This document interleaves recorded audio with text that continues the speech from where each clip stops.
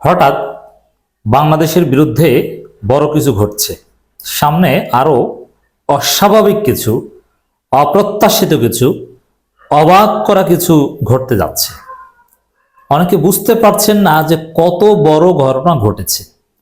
শিক্ষার্থী জনতা যারা বুঝেছে তারা জেগে উঠেছে। বাংলাদেশ উত্তাল, ঢাকা বিশ্ববিদ্যালয় উত্তাল, তরুণ প্রজন্ম জেগে উঠেছে। চারদিকে স্লোগান, ঢাকা না দিল্লি, ঢাকা ঢাকা। এবং আমাদের তরুণ প্রজন্ম আরেকটি যুদ্ধের জন্য প্রস্তুত। দর্শক, আপনারা অলরেডি জেনে গিয়েছেন আগরতলায় বাংলাদেশে সহকারী হাইকমিশনে হামলা। এই বিষয়টা যে কতটা তাৎপর্যপূর্ণ, কতটা কঠিন, এর ডেপথ কতটুকু, এটা সাধারণ দর্শক মন্ডলী অনেকে জানেন না। আমি একটু প্রথমে এটা ব্যাখ্যা করছি। ডিপ্লোম্যাটিক রিলেশনসের ক্ষেত্রে ডিপ্লোম্যাটিক ইমিউনিটিস বলতে একটা কথা রয়েছে, অ্যাকর্ডিং টু ভিয়েনা কনভেনশন। এর মানে ডিপ্লোম্যাটিক রিলেশনসের কিছু আইন রয়েছে, নীতিমালা রয়েছে, যেখানে বাংলাদেশ, ভারত এরা সবাই ওই কনভেনশনের সিগনেটরিস, র্যাটিফাই করেছে, মানে মানতে বাধ্য। এবং সারা পৃথিবীতে ডিপ্লোম্যাটিক রিলেশনসগুলো সেই নিয়মের উপর ভিত্তি করে চলে। সেখানে ডিপ্লোম্যাটরা, কূটনীতিকরা যে দেশে কাজ করে ওইখানে কিছু ইমিউনিটিস পায়। পৃথিবীতে যদি বলা হয় সবচেয়ে বড় সিকিউরিটিকে, নিরাপত্তাকে, অর্থ হচ্ছে ডিপ্লোম্যাটরা যে সিকিউরিটি পায়। Vienna convention on diplomatic relations 1961 অনুযায়ী আপনি হয়তোবা শুনলে অবাক হবেন যে কোনো একটা দেশের প্রেসিডেন্ট কিংবা প্রধানমন্ত্রীর চাইতেও আইন অনুযায়ী বেশি নিরাপত্তা পায় ডিপ্লোম্যাটরা, কূটনীতিকরা। ডিপ্লোম্যাটিক ব্যাগ বলতে একটা কথা রয়েছে, এই যে একটা কথা বারবার বলছি, ডিপ্লোম্যাটিক ইমিউনিটিস। সেই ইমিউনিটিস অভেদ্য। যুদ্ধ বাঁধলেও সেই ইমিউনিটিস অকাট্য, যেটা কাটা যায় না, আনকাট। এর মানে ডিপ্লোম্যাটিক মিশন এটা পৃথিবীতে সবচাইতে নিরাপত্তার দাবি রাখে বা নিরাপত্তা দিতে বাধ্য এরকম জায়গার মধ্যে একটা। অনেক ক্ষেত্রে প্রেসিডেন্ট, প্রাইম মিনিস্টারের চাইতেও। এবং আরেকটা সহজ বিষয় আপনাদেরকে বুঝাই, যেটা আপনারা জানেন না। যেমন আগরতলায় বাংলাদেশি যে হাইকমিশনে ভারতের লোকজন হামলা করেছে, এবং বাংলাদেশের যে কোনো হাইকমিশন মিশন পৃথিবীর বিভিন্ন জায়গায় বা ডিপ্লোম্যাটিক মিশন, ওইটা কিন্তু যে দেশে কাজ করছে ওই দেশের সম্পত্তি না, ওটা কিন্তু বাংলাদেশের সম্পত্তি। ওটা এক টুকরো বাংলাদেশ। ঠিক যেরকম বাংলাদেশের যে যুক্তরাষ্ট্রের দূতাবাস, এটা কিন্তু গুলশানে যেটা, এটা কিন্তু বাংলাদেশের সম্পত্তি না, বাংলাদেশের অংশ না, ওটা কিন্তু যুক্তরাষ্ট্রের সার্বভৌমত্ব কাজ করে এখানে। ঠিক তদ্রূপ আগরতলায় বাংলাদেশের যে মিশনে ভারতীয় সন্ত্রাসীরা হামলা করেছে, ওটা কিন্তু বাংলাদেশের একটা টুকরা। এর মানে ভারতীয়রা কোথায় হামলা করেছে আপনি কি জানেন? বাংলাদেশে হামলা করেছে, বাংলাদেশের স্বাধীনতা, সার্বভৌমত্বের উপর হামলা করেছে।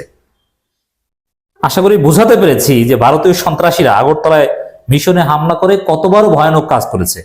না হলে ভারত খুব দ্রুত ক্ষমা চায়, এরকম মারাত্মক কিছু না হলে তো এরা ক্ষমা চাইতো না, দুঃখ প্রকাশ করতো না। অতএব ওরা কত বড় ঘটনা ঘটিয়েছে বুঝতে পারছেন। আমাদেরকে সেভাবে রিয়াকশন দেখাতে হবে, আমাদেরকে সেভাবে প্রস্তুত থাকতে হবে যে বাংলাদেশের উপর ভারত হামলা করেছে।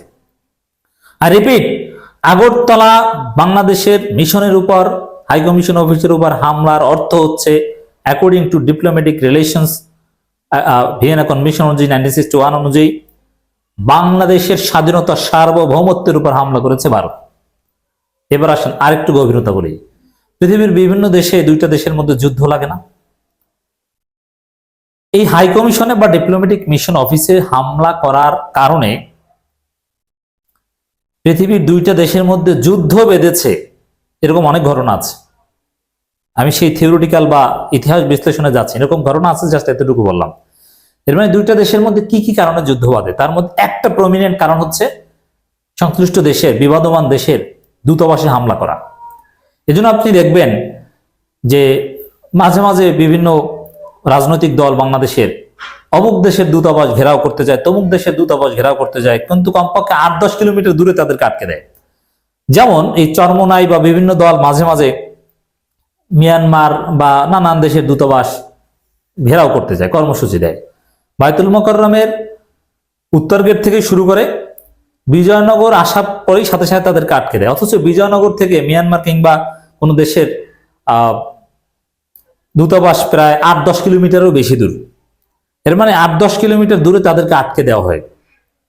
বিষয়টা কতটা সিরিয়াস বুঝতে পারছেন?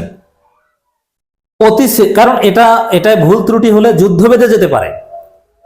আর আগরতলায় বাংলাদেশের মিশনে যে হামলা হয়েছে সেখানে আমরা কি দেখলাম, যে পুলিশ তাকিয়ে তাকিয়ে দেখছে, তারা বাধা দেয়নি।